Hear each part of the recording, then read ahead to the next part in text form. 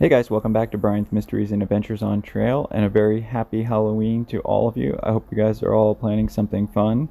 So today we're going to be doing something different. Now, I originally had planned to do 3 different viewer submitted stories about things that had happened to them in the parks or getting lost, things like that, but then a very recent case of a disappearance came to my attention, and so we're going to cover that case first. And then instead of covering 3 viewer submitted stories, we're only going to be covering 2 today. But moving forward, I am going to be starting a series where I will cover viewer submitted stories every now and then throughout the month. So you guys can please email me your stories and I'll read them in the first person here on the channel. So today we're going to be first starting out in Olympic National Park, which is a beautiful, beautiful park up in northwestern Washington, the state of Washington. It's north of Tacoma. It's right on the northern part of the state. And this case, we're going to be talking about Duane Miles, and he was last seen on October 19th. Now, Duane is approximately 5 foot 9 inches tall. He weighs 185 pounds. He's got blue eyes. He was last seen wearing black rain pants and a camouflage jacket. He is known to also carry a dark-colored backpack, and according to the National Park Service, he was last seen on October 19th of 2021 in Amanda Park, and he was supposedly on his way to Graves Creek area of Olympic National Park, and he had intended to do a day hike in that area on October 20th. Now, according to his friends, Duane had told them that he was planning a day hike off trail, and this is something that he was very familiar with. He did these kind of day hikes off trail all the time, and he was planning to do this off trail hike south of the Graves Creek Campground and then head up towards the Graves Creek Corral. The National Park Service said the corral is located 5 miles up Graves Creek Road from the turnoff North Shore Road. And even though Duane is 78 years old, he is reported to be a very experienced and very in-shape man. However, when Miles never returned from his trip, he was reported missing on Saturday, October 23rd. His vehicle was subsequently found in the Graves Creek Campground, and then following that, now this area is very dense, it's very rugged. So, the fact that he was going off trail, I mean, those are tough hikes in that area. So the ground searches got started right away. Extensive foot searches covered various ground on Tuesday and Wednesday, involving various dog teams, various rescue teams from out the surrounding area. And then they planned another search for that Thursday.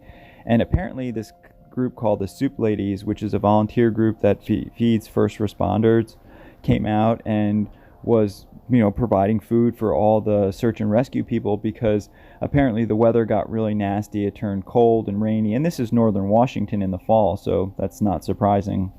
A spokeswoman for the National Park Service said on Thursday that the rescue teams plan to continue their search for Miles throughout this weekend, and then based on those search results, figure out what they were going to do this following Monday. About 30 people are involved in the ground searches at this time, and of course they have various helicopter and drone teams that they are using as well. And the National Park Service is urging anyone that was in that area of the East Fork Graves Creek Campground of Olympic National Park between October 18th and October 20th to please call the National Park Service tip line, because right now even though they did find his car at that parking lot, they're hoping that maybe somebody else maybe saw him in and around the area, because so far, despite extensive search efforts involving all these different teams, they haven't been able to find anything, none of his gear or himself as well. So they're hoping that they can get some more tips, because unfortunately the weather continues to go downhill, just very cold and rainy. Apparently Miles liked to go out on these hikes and look for shed elk antlers and explore new areas off trail. Once again, he was last seen on October 19th of 2021 at the Graves Creek trailhead wearing black rain pants and a camouflage jacket. He is 5 foot 9 inches tall, weighs roughly 185 pounds, and has blue eyes. If anyone has any information, please contact the National Park Service at 1-888-653-0009. This is one of those cases where we still have a very good chance at finding him safely, so please, if anyone was in that area, please contact the Park Service and let them know if you saw anything. My thoughts and prayers go out to him and his family, and just hoping he can be brought home soon. Viewer story number 1 from a couple in New Jersey. My husband and I had just recently gotten married. Well, we had been married for about a year. Now, I knew going into this marriage that he was a lover of the outdoors. And I'm a lover of the outdoors too, but nowhere near like what he likes. I like going out for walks in the outdoors and enjoying nature, things like that. He's all hardcore, man, wants to go camping in the middle of nowhere and hiking in the middle of nowhere. So finally I gave in to his incessant nagging about this, and I had told him that we would do it. So we got in the car and we drove through the mountains. And to me it seemed like we were just driving forever, but hey, that's me. We finally made it to this little dirt road, and I said, "We are not going down that dirt road." He asked me why. I said, "Well, that's just looks beyond creepy." In any event, we got there, we pitched our tent, and the first night went out without a hitch for the most part. It was quiet, the weather wasn't too bad, and we got a little bit of sleep, although I maybe got an hour total sleep. The next morning, the sun came up, and all I could think about was having my coffee. He was still sleeping. God only knows how he did that. But I started making the coffee and started making a hearty breakfast because, in his words, we have to have a hearty breakfast because we are going to have a long day of hiking and we need our calories. Really? So I'm basically doing the same things at home. That I do at home. Anyway, so we start our hike, and I'm a little annoyed because I haven't really gotten much sleep and my feet are already hurting, and he's telling me, "Well, I told you you should have worn other shoes." And the first thing we see is this giant cow in the middle of the trail. He's like, "Oh, don't worry, it won't hurt you." I'm like, "Yeah, just a giant several 100-pound bull. Yeah, it won't hurt me." Anyway, so we walk by this cow. It doesn't hurt us. As we're going through this trail, I notice that it's getting denser and denser. And I say, "Hey, Mark, are you sure you know where you're going? Did you bring a map?" "Oh, no, I don't need a map." "Well, do we have a compass?" No, I don't need a compass either." In the back of my head, I'm like, "Oh, you gotta be kidding me. I'm out hiking with that guy." But in all fairness, I didn't think to bring those things either. I guess I was thinking that he would bring them since he was Mr. Outdoors. Well, if you hadn't guessed already, at this point we were lost, although he refused to admit that we were lost, so this immediately became a point of contention. Once he concluded that we were lost, we started trying to formulate a plan. His brilliant idea was to try and look at the sun, which, honestly, I guess that can work, but for us it didn't. So as we got deeper and deeper into these woods and more mad at each other, we honestly were contemplating whether we were going to have to spend the night out in these woods. And for me, I was really getting scared. Thankfully, just by the grace of God, the forest opened up a little bit, just enough so that we could see out of the woods and down this hill, which gave us enough point of view where we could see a path, and we were able to find that path and finally get going the right direction. And I said, well, at least we are on the way out. And in the back of my mind, I think again, I am never doing this again. Because honestly, like, this was my first time, and I was thinking that I was going to die out in these woods. Not really, but I was getting really scared. And the temperature was getting much cooler, and he had told me that I would only need a light jacket. Again, my mistake, because I didn't listen to myself. So anyway, we're finally heading back to our campsite. We're about 5 minutes away, and I have to use the bathroom. And again, this is not something I had thought of. He's like, "Oh, just go behind some bushes." Oh, I don't know how you ladies do it, because that was not pleasant. We finally make it back to camp, and I am starving, and I just want more coffee. So I start making some food, making some more coffee. He's adjusting the tent because the wind at this point is really picked up. And we start making our apologies, and we just sit there having our dinner. And it was nice, I'm not going to lie, but at this point it was freezing. So we built a campfire, which was nice, but he forgot to tell me that even with a campfire and a blanket and everything, it is freezing cold out in the woods. But I sat there with him and roasted a mallow just to make him feel like a man, I guess.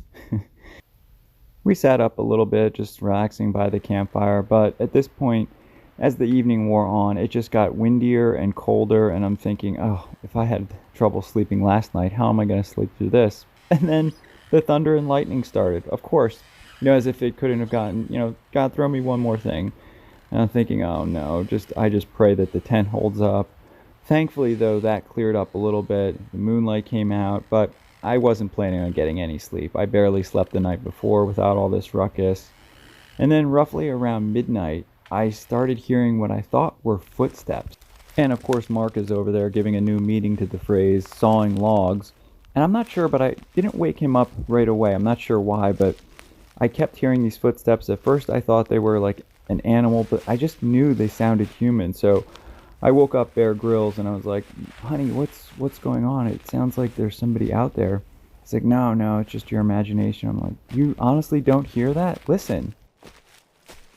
Even though it was virtually pitch black in the tent at that time, there was just enough light on his face to see that I could tell he was scared to death. So we just sat there quiet. And it sounded like the footsteps stopped right outside our tent. Of course, this is my first time out here. Now we're dealing with this. I'm like, what in the hell is going on? What do we do, honey? What do we do? I don't know. We're in the middle of nowhere. What's going on? Let's try banging on the tent real loud. Honey, it's nylon. It's not going to make a lot of noise. No, let's try doing that. Or clapping our hands, or making some kind of noise. Maybe that'll scare them off. Honestly, looking back at it now, I don't know what we were thinking, but we did just that. We made clapping sounds, we hit and banged the side of the tent, anything that we could think of to try and create some kind of noise to scare who or whatever this was outside of our tent. And for a couple of minutes, it seemed like we didn't hear the footsteps anymore. It all seemed to go quiet until we heard this.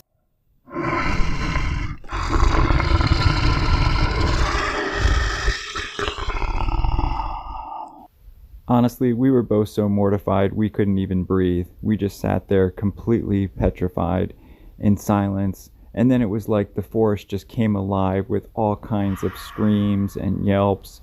And I don't even know what time it was at this point, but I said, Mark, we are getting the heck out of here. We grabbed what we could. We jumped in our car and we spun dirt. And I don't think I was ever as scared. I don't even know. We left half of our gear there. But I tell you, I was never so happy to get out of a situation. And I think we went, 75, 80 miles an hour the whole way home. I was so petrified, and I told Mark that was the last time I was ever going to do something like that. I mean, it just scared me beyond my wits, and I haven't gone back out into the woods, but maybe I will someday. Would you be willing to go out after something like that? I'm a middle-aged man, just turned 50, have a wife and kids. I've been an outdoorsman my whole life. Have always loved hiking and fishing and camping. Nowadays, though, it's tougher with a family and kids, but especially since they don't like it as much as I do. But I often go on group trips and find different community activist programs that like to go out into the wilderness and both help clean up areas and just get new people interested in the outdoors. Well, this one summer, I decided to go on this hiking trip. They were all going to this beautiful park with these beautiful waterfalls that I had never been, up in the northern part of Montana. Now, before I get into this next part of the story, I just want to say that I'm sure that none of you will believe me and think I'm crazy, but I've never done drugs in my life. I've always had a good job. I don't work for NASA or anything, but I have a good job and do okay for myself. So anyway, at the start of this trip, we all started pitching our tents. I had gotten a new tent, so I had someone from the group help me pitch mine. And I was really happy with it, set up well, and was just a beautiful area. It was midsummer, and it was just, everything was in full bloom. Everything was so green. And we had all decided that we were going to go up and do one of the tougher trails because everybody in this group was experienced, and we wanted to challenge ourselves for the day. So we got our gear on and we started hiking up, and we were about 8 feet apart. There was a couple of couples, this one woman and her husband Greg and Diana. They were ahead of me in line, and we were climbing up this big ridge of this waterfall, and I could hear them cheer as they got to the top of it. Well, right as they got up there, my shoelace had come undone, so I stopped to tie it. And I was just looking around, taking in this awesome spectrum of beauty. I mean, this waterfall was just beautiful. And I just sat there for a few minutes, what I thought was a few minutes. But then when I got up, I couldn't see anybody. I could hear the waterfall, and I called out, but I couldn't see anybody. And so I just sat there for a few minutes thinking, oh, they'll just come back. And I waited for what was almost an hour, and no one came back. And I thought I could just turn around and head back down the path. But for some reason, I was completely disoriented. I had no idea which direction was which. And unfortunately, this was a big mistake. I hadn't brought any of my gear with me because this was only supposed to be a few-hour hike. And I was overconfident at the point, and I made a mistake. So I was just wandering around trying to find my way back. I had never even been to Montana, more or less this park. And I just kept coming up against huge obstacles. Either it would be like a huge boulder field that I couldn't traverse, or a big canyon that I wouldn't have been able to, theoretically get down and then back up if it was a mistake. I didn't have any climbing gear. So, of course, I knew that I couldn't panic. I was keeping the panic level low, just trying to breathe. And I found a little pathway that looked like it was something that would lead to something, but it just led to more vegetation and more dense brush. And at this point, it was starting to get into the late evening, and I conceded to the fact that I was going to have to spend the night out there. Now, every once in a while, I would call out and yell, but of course, no one heard me and no one yelled back. And I eventually just found this little spot perched up against a ledge with some rocks, and I got as many leaves and different branches that I could find to cover myself up because I knew I was going to be spending the night. Thankfully, though, the temperatures didn't get too low. I had to guesstimate it would be around 50 degrees, but who knows? I still got pretty cold that night.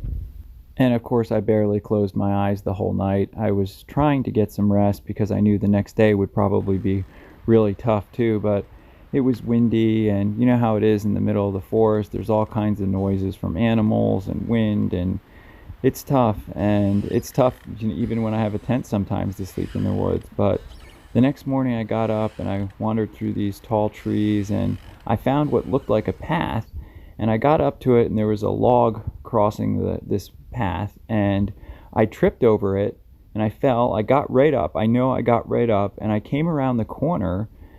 And just as I came around the corner, I saw Diane, and I was like, wait a minute, what's going on? Did you guys just come back out looking for me? And they said, what are you talking about? I said, well, I've been out here all night. I had to stay out here all night, and I got lost. I saw you guys get to the top of the waterfall.